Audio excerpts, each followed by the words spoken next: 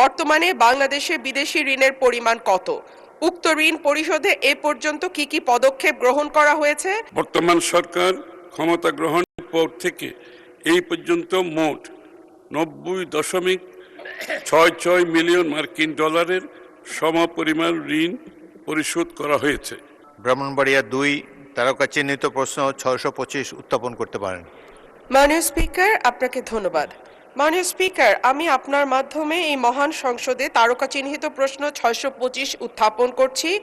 অর্থমন্ত্রী মহোদয় অনুগ্রহ করে বলবেন কি বর্তমানে বাংলাদেশে বিদেশি ঋণের পরিমাণ কত? উক্ত ঋণ পরিশোধে এ পর্যন্ত কি কি পদক্ষেপ গ্রহণ করা হয়েছে?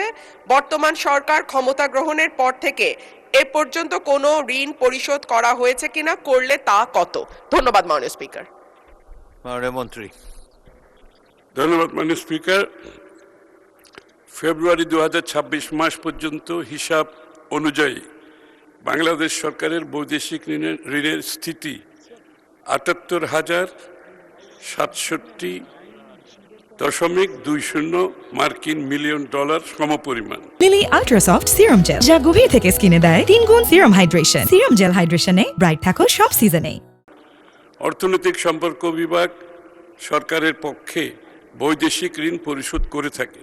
প্রতি বৎসর বৈদেশিক ঋণ পরিশোধের জন্য ঋণের আসল ও সুদ বাবদ সম্ভাব্য মোট ব্যয় কত হতে পারে তার একটি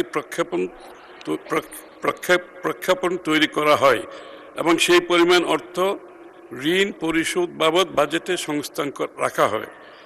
বাজেট বরাদ্দ ব্যবহার করেই সারা বছর পরিশোধ সূচি অনুসরণ করে ঋণ পরিশোধ করা হচ্ছে।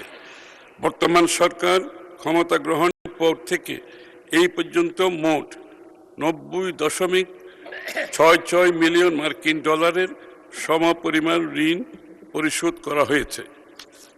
আপনাকে ধন্যবাদ মাননীয় স্পিকার।